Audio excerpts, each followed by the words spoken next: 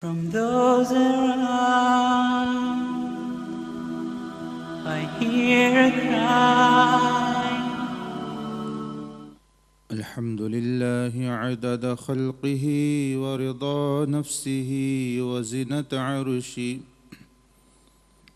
ومداد كلماته ومنتهى علمه، ونشهد أن لا إله إلا الله، ونشهد أن سيدنا ونبينا وشفيعنا محمد رسول الله صلى الله عليه وعلى آله وأصحابه وسلم. أما بعد، فأعوذ بالله من الشيطان الرجيم. بسم الله الرحمن الرحيم. يا أيها الذين آمنوا لا تلهكم أموالكم ولا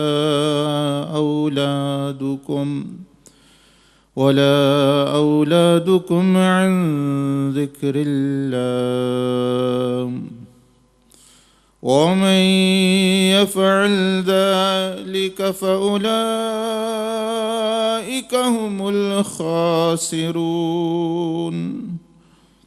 وأنفقوا مما رزقناكم من قبل أن يأتي أحدكم الموت فيقول ربي لولا أخرتني إلى أجل قريب فأصدق وأكن من الصالحين،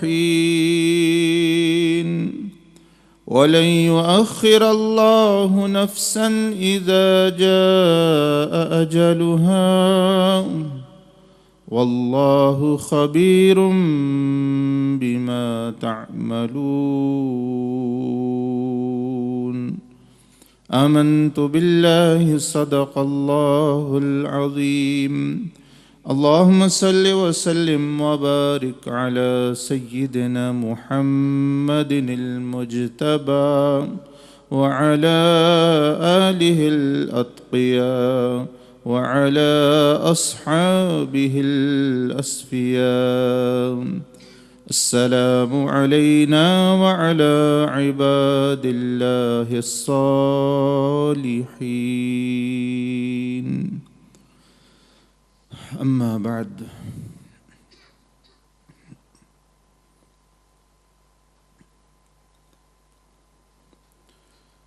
all human beings who are living on this face of the earth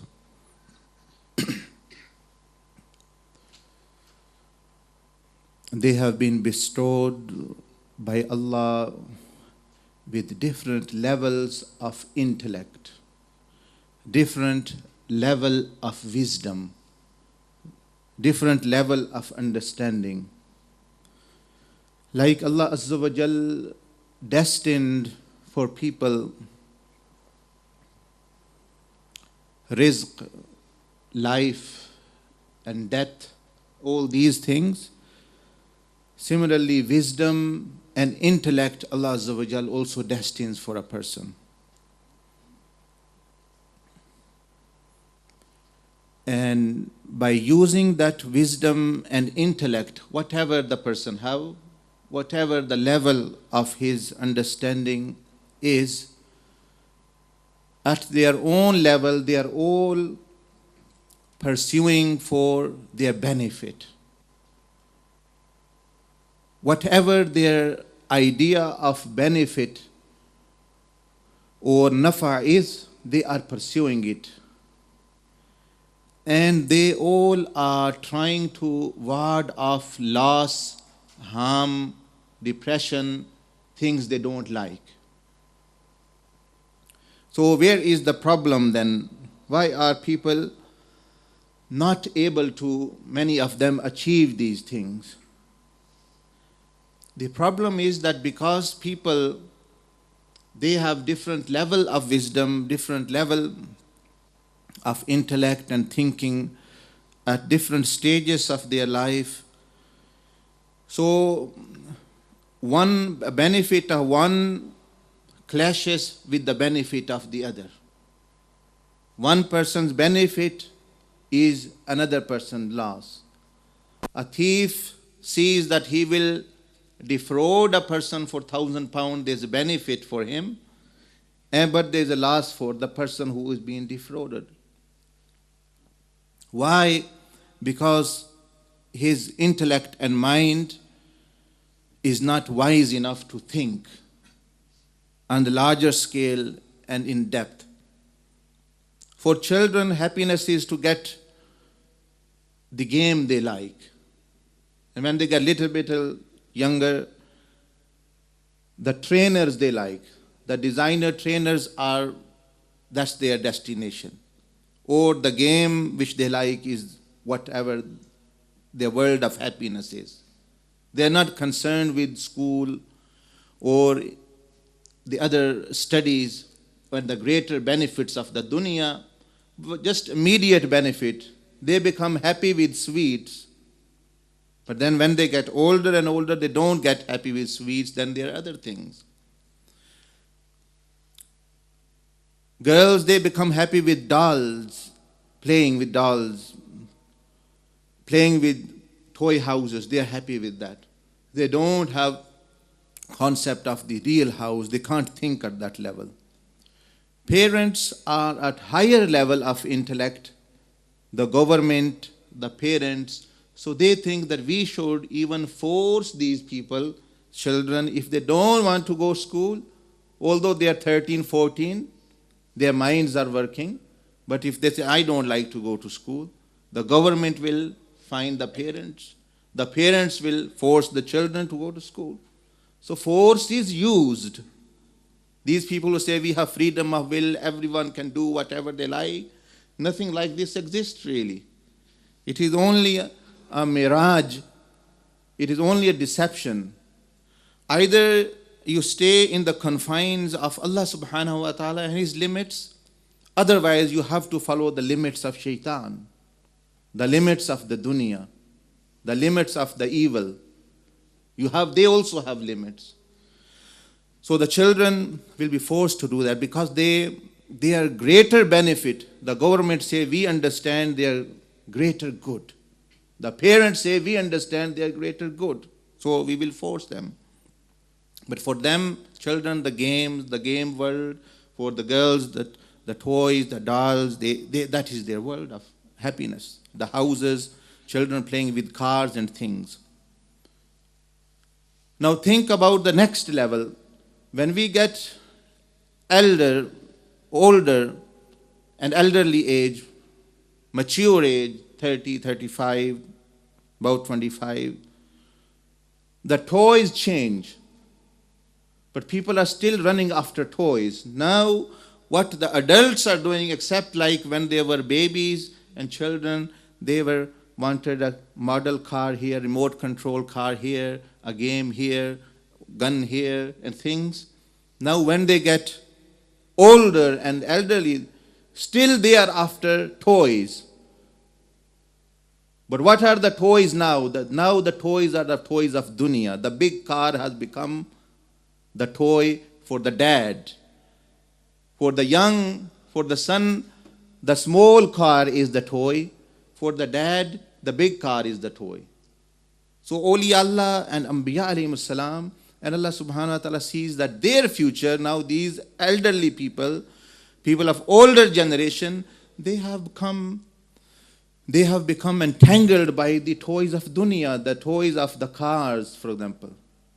Previously, they were playing with dolls.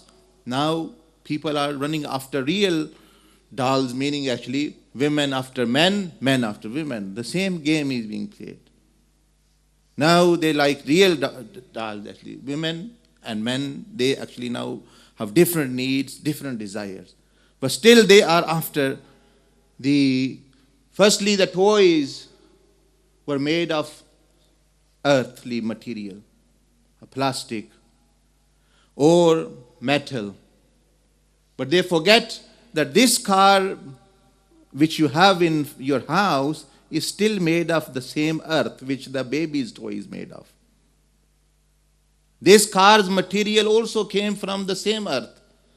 The house of your dreams, like the children's house, are made of material of this earth. The bigger house is also made of that thing. Similarly, you yourself, the women of this world, the men of this world, they are also made of the earth as well. So the level changes, the toys changes. That's why Allah subhanahu wa ta'ala said in the Quran, وَمَا الْحَيَاةُ الدُّنْيَا إِلَّا لَهْوٌ وَلَعِبٌ. Thus this dunya, of the life of the dunya, is just actually amusement and play. This is not the real life. This is not the real life. Like we explain to children, it is not the real life. Unfortunately, because of the different level of understanding and wisdom, we when become adults, we are still running after these things. But at a different scale now. At a different. Previously, we used to cheat our friends because of sweets and toys. When we go old, we are defrauding people, banks, insurance companies, each other, the land. So the games are the same. The scale is changed. The people are changed. So then who will teach or mention what is beneficial and harmful for us? We need then our greater spiritual parents. Who are they? They are actually the Anbiya alayhimus salam, who are super intelligent people. They are extraordinary wise people.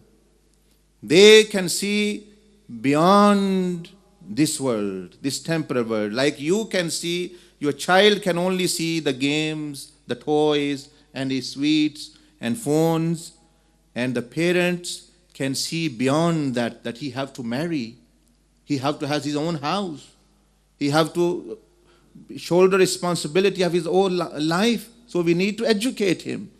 Similarly, Anbiya alayhimus salam and Awliya Allah, they can see the far future, the further future, the distant future. They say that our ummatis, they have to leave this world, and we want them to have a good future in the life hereafter, big palaces in the Jannah.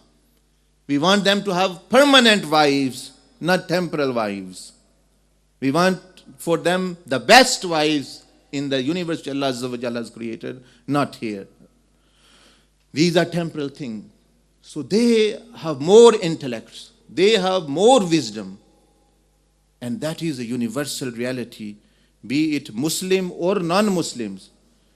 Be it Muslims or non-Muslims, they believe that these people who we know as the prophets of Allah subhanahu wa ta'ala, be it Jesus Christ, may peace be upon him, Moses, may peace be upon him, the Rasulullah sallallahu alaihi wasallam, the last of them, they know that these people were the sages of their time, selfless people. They were not selfish people, wise people. So even those people who are at higher levels of government and technological advancement, they also value these people. For example, we see here in Pakistan or any Muslim country, no matter how great the person gets there, he never claims that he knows more than Rasulullah sallallahu alaihi wasallam. He respects and honors Prophet Islam at the highest esteem, although he might be sinful. He might be, but he knows that these people were the greatest people. Their wisdom is the greatest wisdom. If it is a country like England, like for example the Prime Minister here, he will say, I am, for example, Christian. Previous Prime Minister Tony Blair, he is now working on his faith, developing his faith and working on his faith, although he's working on Christianity. But the fact that he have gone more towards religion, he then believes that Jesus Christ was superior than actually any technology, any other philosopher in the new age philosopher of the world. These people who are now coming up with theories and different lifestyle, that he was the model. Similarly, in the previous president of America, George Bush, as everyone knows, that he was a very devout Christian. Wrong or right, he made political decisions, and people do make right and wrong decisions.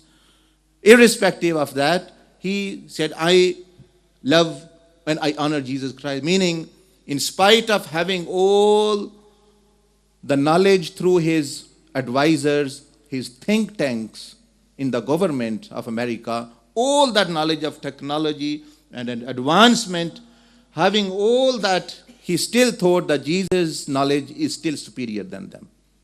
That is why he turned to him. That is why he said, I follow him. I follow Jesus Christ. Irrespective, I'm not saying I'm supporting him, but what he believed, he made decision on that basis. What he believed, he was making decision on that basis, what he thought is right or wrong for his people and himself.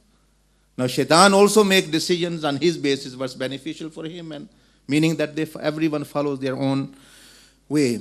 So, try to understand that different people in different parts of the world, different age groups, different people, they have different intellects, and according to their knowledge, then they make decisions and choices. Who are the most intellectual peoples? Who are the most wise people? I have just explained to you that even Muslim, non-Muslim, they believe that this group of prophets, of Anbiya alayhim salam, and messengers are the superior people who have more wisdom than other people. Still, no matter how much Europe has advanced, America has advanced, but still they are reading the Gospel Beat, 150-page book, but still they are reading that again and again, the sayings of Jesus Christ or his seerah, for example. They think there is guidance in there. The Quran, obviously the last and the final, the Muslims act upon, the leaders act upon it or not, but they know, the leaders and the followers, the actual wisdom is there. But because of different desires and things, they are veiled from it. So, Rasulullah sallallahu alaihi wasallam, on the basis of his wisdom, imagine, just an example, that if you had the opportunity to use a mind of a genius person, you would say, yes, I want that mind. It is a genius mind. It is very, very highly intellectual mind. I want that mind. So why do you want that mind of the genius? Because the decisions it will make. Because the right and wrong it is going to tell you will be greater than what you can think with your or my little mind. Now imagine that if a person can utilize or have the mind of a wali of Allah, he will say, yes, I would like that mind. So that I can see things through him. So I can see things through his eyes. And imagine if a person can see through the blessed eyes and the knowledge and the mind of Rasulullah sallallahu alaihi wasallam. How blessed person that would be, that who can borrow or who can benefit from the mind of the Messenger of Allah sallallahu alaihi wasallam. You will say, yes, that is the greatest mind which Allah ever has created in the universe of the Prophet sallallahu alaihi wasallam. Yes, there is one way you can have that mind. How? Because mind and the intellect you want. Why? To know what's right, what's wrong. How to make choices. How to make decisions. Well, Rasulullah sallallahu alaihi wasallam has actually spelled out his mind in Quran and Sunnah. And he has put like a tray or like a book in front of you, that is all my mind is for you. And all the benefit, and the harm. And that is why Prophet ﷺ said once that there is nothing harmful which I have not warned you for. There is nothing beneficial which I have not actually told you, informed you of it. So what we are using, our little willy-nilly minds, when we say that no, I know better, except benefiting from the mind, from the knowledge, from the intellect, from the wisdom of Rasulullah sallallahu alaihi wasallam, we are utilizing our own wisdom. We are utilizing our own mind. And no wonder actually we will fail. Because our minds sometimes are corrupted. Our mind, half is our mind, half is shaitan working there. Half is our mind, half is the nafs working there. Nafs is working there, shaitan is working there, dunya is working there. What kind of mind that would be?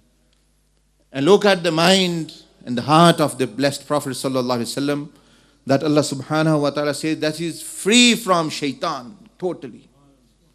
Free from shaitan. No shaitan have access to it. Free from dunya and its effects. And free from the evils of the nafs, because even Anbiya alayhim salam's nafs is pure as well. So unaltered and unparalleledly pure mind and light upon light. What is that? That Allah bestowed His knowledge upon Rasulullah sallallahu alaihi wasallam's heart. So benefiting from Rasulullah sallallahu alaihi wasallam is like benefiting from the knowledge of Allah. Imagine if you had this ability or opportunity to benefit from the knowledge of Allah. The knowledge, infinite knowledge of Allah. You had access to it. Yes, you don't have access to it, but you have access to it through Rasulullah sallallahu alaihi wasallam. You can benefit from the infinite knowledge of Allah Azza wa Jal.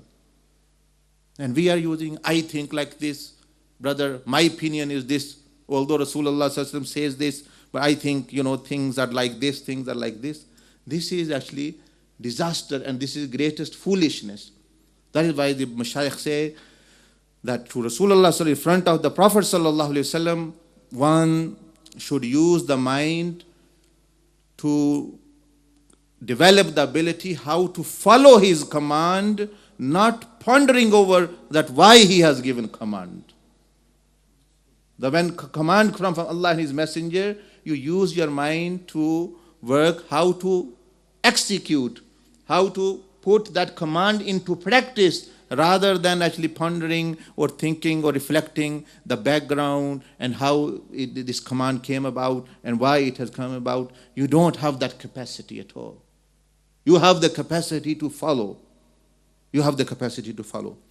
So I was giving you this guidance from in the teachings and the light of the teachings of Sayyidina Abdul Qadir Jilani, rahmahullah. He once said in his khutbah and in his address, he said, "Sahihu ansabakum min nabiyikum sallallahu alaihi wasallam." He said that you attribute yourself to Rasulullah sallallahu alaihi wasallam. You attribute yourself to Prophet sallallahu alaihi wasallam, but your attribution is not right. It is wrong. You have to attribute rightly to Rasulullah sallallahu alaihi wasallam. आपने फरमाया कि सैयदना अब्दुल कादिर जिलानी, तुम कहते हो मेरा तल्लक हजूर सल्लल्लाहु अलैहि वसल्लम से है, लेकिन जो है तुम्हारा तल्लक ठीक नहीं, तुम सही तल्लक बनाओ. Your attribution is wrong. You are, he said, attributed to sometimes shaitan. You are attributed to actually dunya. Your attribution, your connection and relationship, I don't see that your relationship with the Rasulullah sallallahu alaihi wasallam is correct. He says, then how to do that? How to do that? फरमाया आपका इत्तबा जिसके लिए सही हो जाता है, उसका इंतसाब भी यानी उम्मती बनना भी सही हो जाता है. How to attribute yourself correctly to Rasulullah sallallahu alaihi wasallam? He says, whenever you will become obedient to the Rasulullah sallallahu alaihi wasallam, then it is more suitable for you to say that he is my prophet, he is my messenger, I belong to him, he is the prophet, I am the follower. Because there is two-way connection. Rasulullah sallallahu alaihi wasallam said, I am the prophet for all. But there are people who have not accepted. So although the invitation from Prophet ﷺ is available there, but because they are not accepting, their relationship is not becoming strong at all.